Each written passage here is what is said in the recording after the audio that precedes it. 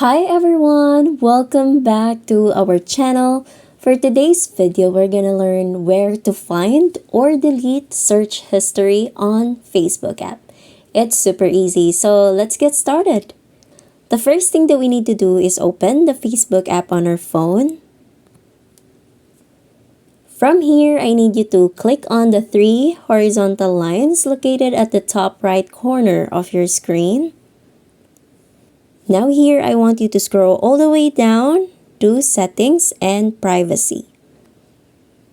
And click on Privacy Center. Now here, you need to scroll down until you see Manage Your Accounts. Click on that. And click on Your Information and Permission. As you can see, there is already a search history option there. So you just need to click on that and choose the account. Now here you can see already the search history.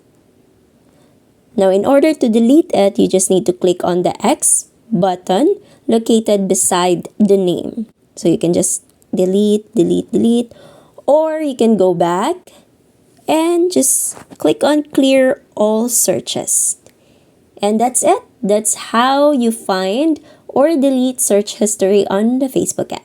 And if you find this video helpful, don't forget to click like, subscribe, and click that notification bell for more videos like this. Thanks for watching!